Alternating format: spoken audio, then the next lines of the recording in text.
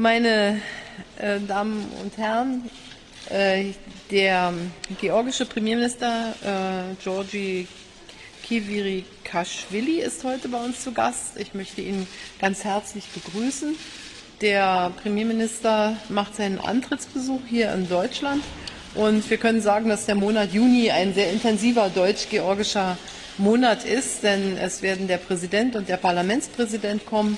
Und unser Außenminister wird auch nach Tbilisi fliegen im Juli, sodass man daraus schon sieht, dass unsere bilateralen Kontakte sehr gut sind. Ich will sogar sagen, dass im 25. Jahr der georgischen Unabhängigkeit wir freundschaftliche gegenseitige Beziehungen haben und dass das heute auch unser Gespräch geprägt hat. Wir haben uns natürlich vor allen Dingen um die bilateralen Beziehungen gekümmert und haben festgestellt, dass es sehr gut ist, dass es 2017 das deutsch-georgische Jahr gibt und dass 2018 Georgien als Gastland auf der Frankfurter Buchmesse teilnehmen wird. Das wird die Möglichkeit geben, dass auch viele Menschen in Deutschland die georgische Kultur, die georgischen Schriftsteller sehr viel besser kennenlernen werden. Deutschland kooperiert mit Georgien natürlich auch im Rahmen der EU und im Rahmen unserer gemeinsamen Projekte in der NATO. Aber ich will vorher noch einmal etwas zu den bilateralen Beziehungen sagen. Wir verfolgen mit Interesse die ökonomischen Reformen und Liberalisierungen der Wirtschaft in Georgien. Ich glaube, dies ist eine herausragende und hervorragende Grundlage auch dafür, dass sich die wirtschaftlichen Kontakte auch mit deutschen Unternehmen intensivieren. Wir haben insbesondere im Baubereich recht enge Kontakte bereits, aber wir könnten das noch auf eine breitere Basis stellen. Und der Premierminister hat heute Morgen ja auch eine Vielzahl von Unternehmen getroffen. Es ist vielleicht in Deutschland noch nicht ausreichend beachtet, wie große Verbesserungen Georgien gemacht hat, wenn man sich die weltweiten Plätze anschaut, was Wettbewerbsfähigkeit und was Transparenz anbelangt. Hier hat Georgien wirklich herausragende Fortschritte gemacht. Wir haben gesprochen über die Frage der Umsetzung des Assoziierungsabkommens. Wir sehen hier, dass das sicherlich auch dazu beigetragen hat, dass die Wirtschaftskontakte zwischen den Mitgliedstaaten der Europäischen Union und Georgien gewachsen sind. Auf der anderen Seite freuen wir uns, dass Georgien auch recht pragmatische Schritte mit Russland gemeinsam geht, obwohl das Thema erhalten bleibt, dass wir jedenfalls die Bundesrepublik Deutschland eintreten für die territoriale Integrität Georgiens und dazu gehört natürlich die Frage von Südossetien und Abchasien. Auch darüber haben wir gesprochen. Dennoch freuen wir uns, dass es Möglichkeiten gibt heute, dass auch menschliche Kontakte, humanitäre Kontakte stattfinden. Und wir begrüßen sehr, dass auch Georgien bei den Genfer Gesprächen seinen Beitrag leistet, damit hier weiterer Fortschritt erzielt werden kann. Wir haben ganz offen, nachdem wir letzte Woche auch telefoniert haben, über das Thema Visaliberalisierung gesprochen. Die Europäische Kommission hat festgestellt, dass Georgien die Voraussetzungen für diese Visaliberalisierung alle erfüllt hat. Jetzt geht es um die Frage, wann kann entschieden werden, dass Georgien Visafreiheit bekommt. Ich habe darauf hingewiesen, auch letzte Woche schon, dass wir das im Zusammenhang sehen mit dem sogenannten Snap-Back-Mechanismus, also einem Mechanismus, der jetzt nichts speziell mit Georgien zu tun hat, sondern mit der Visafreiheit insgesamt, dass schneller reagiert werden kann, wenn es große Schwierigkeiten geben sollte, also zum Beispiel, dass viele Bürgerinnen und Bürger eines Landes, mit dem wir Visafreiheit haben, Asylanträge stellen. Wir hatten eine solche Situation im vergangenen Jahr bei Serbien. Und wir wollen nicht die Wiederholung einer solchen Situation. Deshalb wünschen wir uns, dass dieser Mechanismus schnell verabschiedet wird. Er liegt jetzt im Europäischen Parlament. Und ich gehe dennoch davon aus, dass wir zeitnah dann das Thema Visaliberalisierung für Bürgerinnen und Bürger aus Georgien auch abstimmen können. Wir haben über die Nachbarschaft gesprochen von Georgien natürlich und auch über Handelsfragen. Insgesamt war es ein sehr intensives Gespräch. Ich möchte mich dafür bedanken und Ihnen, Herr Ministerpräsident, auf dem ja nicht immer ganz einfachen Weg, aber den Sie sehr pragmatisch und sehr zielstrebig gehen, viel Erfolg zu wünschen. Und Deutschland möchte dabei ein Freund sein und ein guter Partner. მადლობა. კანცლერო, მინდა გადაგიხადოთ ძალიან დიდი მადლობა საქართველოს ძლიერი მხარდაჭერისთვის. ძალიან მოხარული ვარ, რომ ამ რანგში პირველად ვიმყოფები გერმანიაში, ქვეყანაში, რომელთანაც ჩვენ გვაკავშირებს საუკუნეების განმავლობაში ძალიან მჭიდრო კულტურული და ეკონომიკური ურთიერთობები განსაკუთრებით ბოლო წლების განმავლობაში გააქტიურდა. ჩვენ ძალიან მოხარული ვართ, რომ გერმანიასა და საქართველოს შორის ურთიერთობები სრულიად სხვა მასშტაბს ღებულობს და ის ბიზნეს ფორუმი, რომელიც თქვენ ახსენეთ, რომელიც დღეს დილით ჩატარდა, სადაც 150-ზე მეტი გერმანული კომპანია დაესწრო, არის კაფიო ნიშანი იმისა, რომ ჩვენ შორის ეკონომიკური ურთიერთობები კიდევ უფრო გააქტიურდება. დიდ მადლობას ვუხდი გერმანიის ფედერაციულ რესპუბლიკას, თქვენს ქვეყანას, რომელიც იყო ძალიან ძლიერი მხარდამჭერი ამ ბოლო 25 წლის განმავლობაში საქართველოს სუვერენიტეტის და ტერიტორიული მთლიანობის. ფასეულია თქვენი მხარდაჭერა და თანამშრომლობა ასევე განათლების სფეროში, შთამბეჭდავია იმ ახალგაზრდა ქართველთა რაოდენობა, რომლებიც მრავალი წელია გერმანული ინსტიტუტების და ფონდების ფინანსური მხარდაჭერით სწავლობენ და სამეცნიერო საქმიანობას ეწევიან გერმანიაში. დღეს ჩვენ ვისაუბრეთ პროფესიულ განათლების სფეროში თანამშრომლობის გაღრმავების საკითხებზეც. ჩვენთვის ძალიან მნიშვნელოვანია გერმანიის როგორც ამ მიმართულებით ერთ-ერთი წამყვანი ქვეყნის გამოცდილების გაზიარება.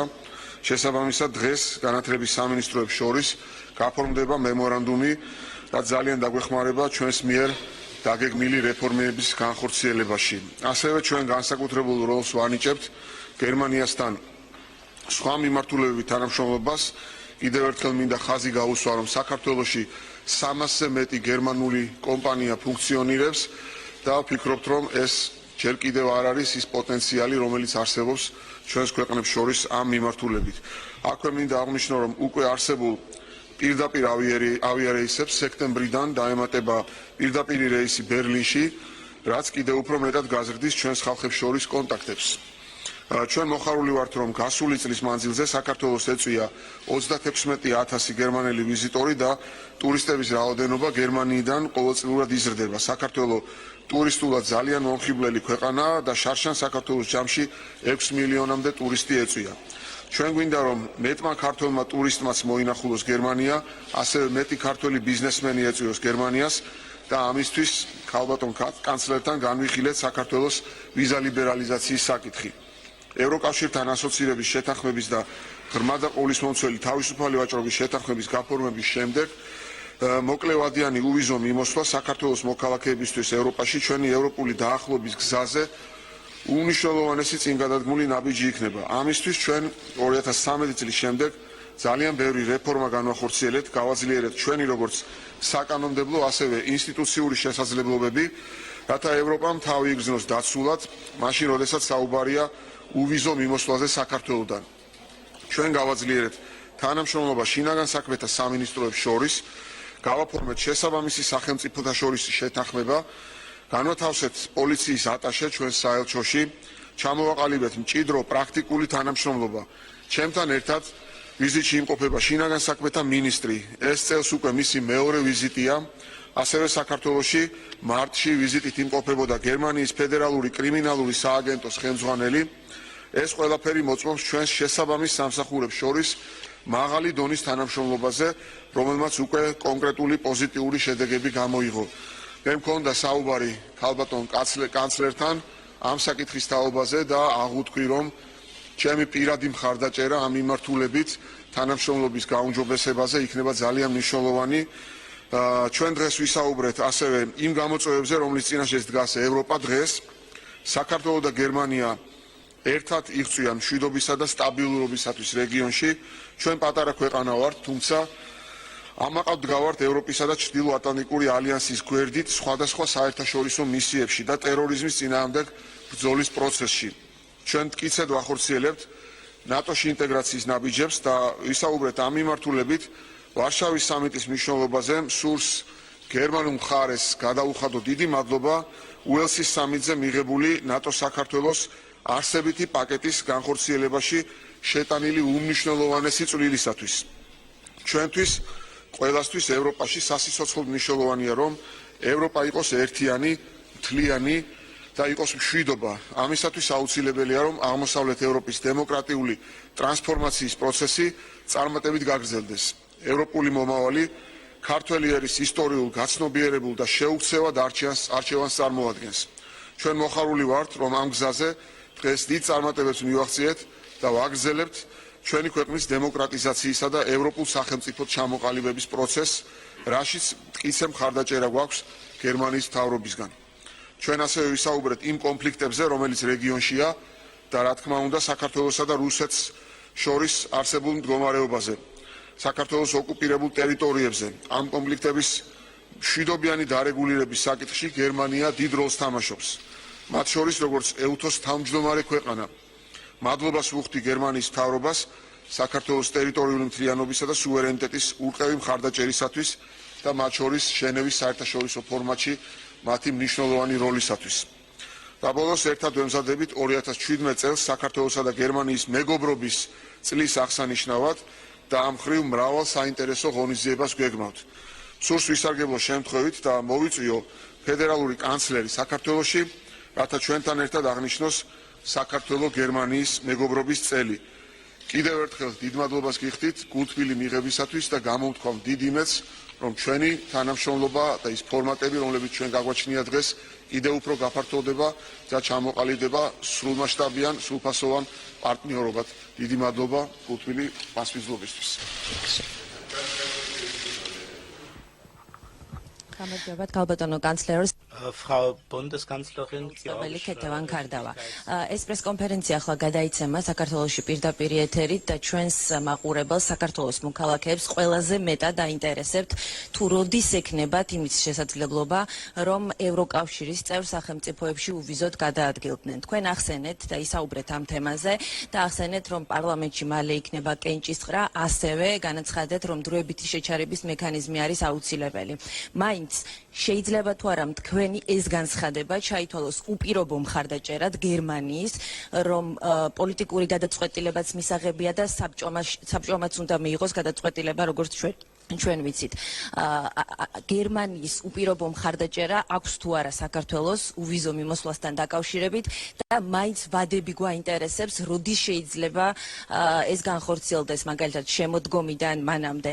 და კიდევ ერთი, რადგან მოდის ნატოს სამიტი, გვაინტერესებს ასევე გერმანიის პოზიცია.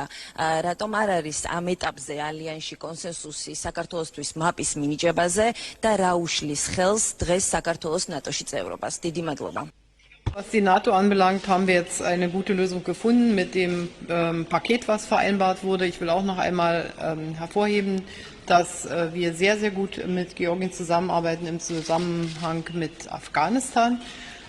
Wir werden auch in Warschau darüber sprechen, welche verbreiternden Maßnahmen oder zusätzlichen Möglichkeiten innerhalb dieses Paketes noch implementiert werden können. Da wird Deutschland auch sehr aktiv mit Georgien zusammenarbeiten und ich glaube, damit haben wir für die jetzige Zeit eine sehr gute Grundlage zur Zusammenarbeit in der NATO. Was die Visafragen anbelangt, kann ich nur das wiederholen, was ich eben gesagt habe.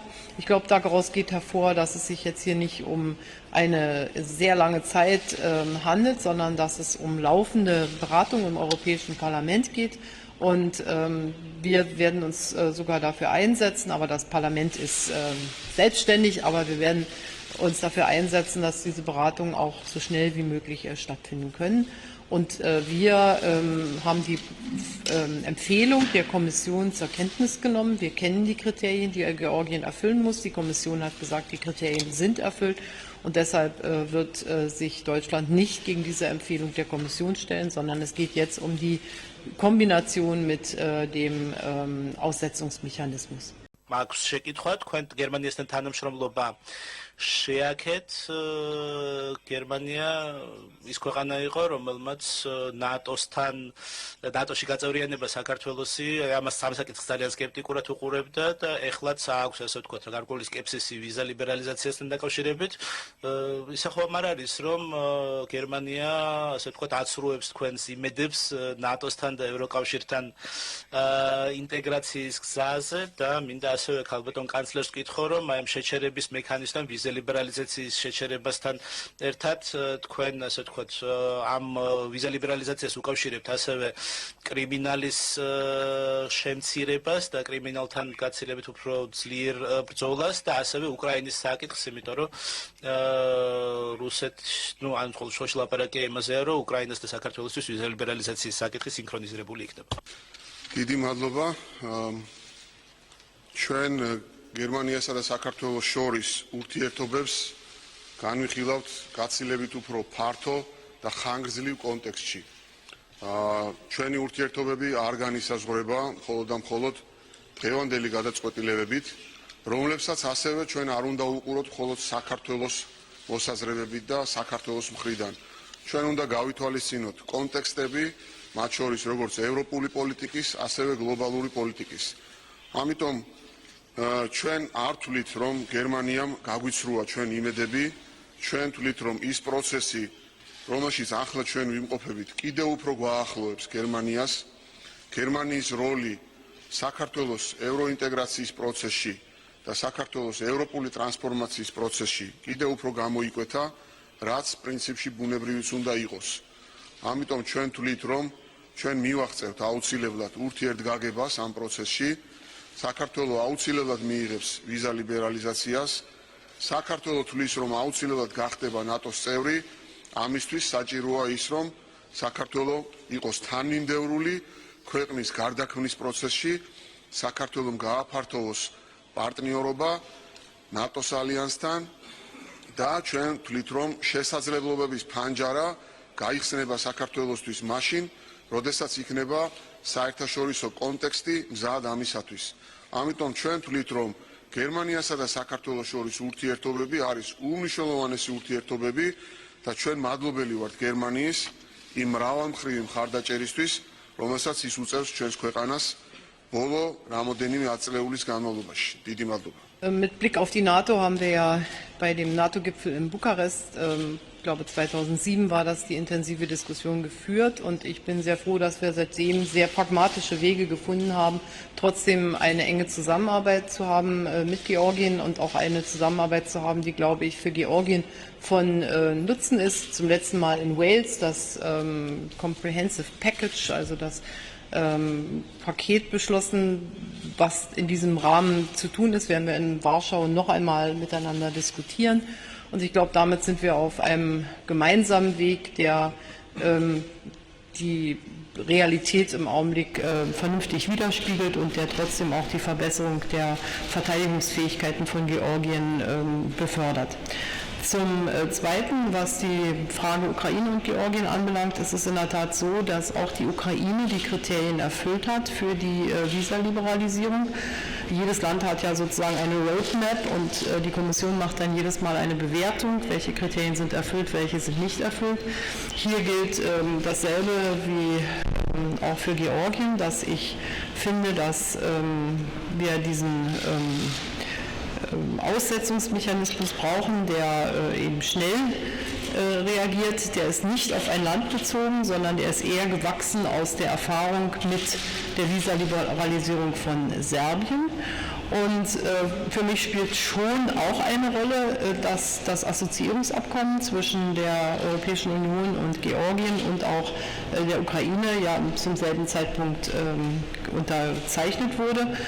Jetzt haben beide Länder sich sehr angestrengt, die Kriterien zu erfüllen und es ist nicht ganz einfach, dem einen Land zu erklären, wie es mit dem anderen ist. Dennoch verstehe ich auch, dass jedes Land für sich behandelt werden möchte, für sich bewertet werden möchte. So ist ja auch der europäische Prozess. Also der Kernpunkt ist im Augenblick die Frage des Aussetzungsmechanismus und auch da sind wir ja in sehr schnell Schritten vorangekommen, wenn ich mal überlege, wie wenig Zeit vergangen ist von dem deutsch-französischen Vorschlag für eine Effektivierung dieses Mechanismus, dann zu dem Beschluss im Rat, dann zu der ersten Lesung jetzt im Parlament. Wenn ich mal manche anderen Prozesse in der Europäischen Union verfolge, würde ich sagen, der gehört wirklich zu den sehr schnellen Prozessen, wie wir das ja in letzter Zeit auch an vielen Stellen hinbekommen haben. Was die Kriminalitätsbekämpfung anbelangt, so spielt das natürlich auch eine Rolle, gerade auch in der Wahrnehmung der Bürgerinnen und Bürger. Und hier bin ich sehr froh, das ausdrücklich von unserem Innenminister bestätigt, eine sehr intensive und auch effektive Zusammenarbeit zwischen den georgischen Behörden und dem Bundeskriminalamt und dem Bundesminister des Innern besteht, von der ich glaube, dass sie uns auch Erfolge zeitigen wird, weil ich hier wirklich das Gefühl habe, dass Georgien mit voller Kraft und mit allem, was Georgien zur Verfügung steht, hier mit uns kooperiert.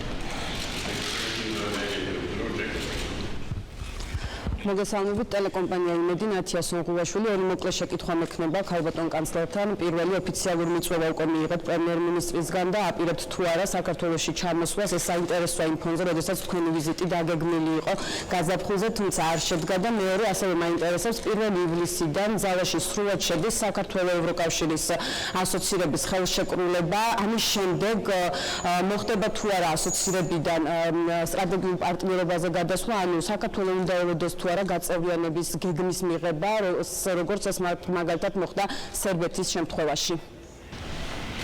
Also was meinen Besuch anbelangt, so wissen Sie, dass wir auch eine sehr dichte innenpolitische Agenda haben. Zweitens hat die Person im Amt des Premierministers jetzt auch noch einmal gewechselt. Das heißt, jetzt war erstmal der Antrittsbesuch des georgischen Ministerpräsidenten auf der Tagesordnung. Er hat mich aber noch einmal eingeladen und ich werde versuchen, das zu bedenken, zumal ich weiß vor vielen Jahren, dass Georgien ein wunderschönes Land ist. Das Assoziierungsabkommen ist zwar voll in Kraft, aber es gibt noch eine ganze Reihe von Dingen, die auch implementiert werden müssen. Und jetzt würde ich einfach mal sagen, dass wir das jetzt tun und dann auch weiterschauen. Ich kann jetzt keine weiteren Schritte zusagen. Also Georgien ist kein Beitrittskandidat für die Europäische Union, aber das steht im Augenblick auch nicht auf der Tagesordnung. Sondern lassen wir uns jetzt erst einmal das, was wir im Plan haben, was umgesetzt werden muss, gut vollenden. Wir sehen die großen Fortschritte, die Georgien gemacht hat und dann werden wir auch Schritt für Schritt gucken, wo wir stehen. Thomas Nilsi, ARD Radio, ერთ-ერთი შეკითხვა დაესვა უკვე ქალბატონ კანცლერს, ბატონო პრემიერ-მინისტრო, რას ელოდებით წელს, როდესაც გერმანია EUTOS თავმჯდომარე არის, რას მოელოდით ამ თავმჯდომარეობას საქართველოსთვის, განსაკუთრებით აფხაზეთის და ოსეთის გათვალისწინებით, ხომ ნატოსთან დაკავშირებით კი ხომ არ რისკავთ თქვენ ასე ვთქვათ, ყოველ შემთხვევაში რუსეთთან საქმიანი ურთიერთობების გართულებას იმითი რომ თქვენ ესე ხმამაღლა მოითხოვთ ასე ვთქვათ ნატოსში გაწევრიანებას, ხო? ეხლა ქართული ღვინო ისევ შევიდა რუსულ ბაზარზე, რუსი ტურისტები შემოდიან საქართველოში, აი ეს ყველაფერი ხო არ დადგება საფრთხის ქვეშ. პირველის ყოვლისა, მინდა კიდევ ერთხელ ვისარგებლო შემთხვევით და მადლობა გადაუხადო ფედერალურ კანცლერს გერმანიის განსაკუთრებული როლისთვის EUTOS პრეზიდენტობის კუთხით ჩვენ ძალიან მნიშვნელოვანი ჟენევის საერთაშორისო ფორმატი გვაქვს, სადაც ჩვენ ვიხილავთ საქართველოსა და რუსეთს შორის ურთიერთობის საკითხებს და ასევე კონფლიქტების დარეგულირების საკითხებს აფხაზეთსა და ცხინვალის რეგიონში. ჩვენ ვთვლით, რომ გერმანიის აქტიური როლი ამ მიმართულებით ძალიან მნიშვნელოვანია, ჩვენ უკვე გვაქვს გამოკვეთილი პროგრესი ბოლო რამოდენიმე რაუნდზე, როდესაც შევძელით გალის რეგიონში, აფხაზეთში ინციდენტების პრევენციისა და გადაწყვეტის მექანიზმის კვლავ ამუშავება, რაც ძალიან მნიშვნელოვანია იმისათვის, რომ თავიდან ავიცილოთ ინციდენტები კონფლიქტურ რეგიონებში, ოკუპირებულ ტერიტორიებზე. და ჩვენ ძალიან დიდი იმედი გვაქვს, რომ გერმანიის EUTOS პრეზიდენტობის პერიოდში მოხდება სერიოზული პროგრესი ამ მიმართულებით.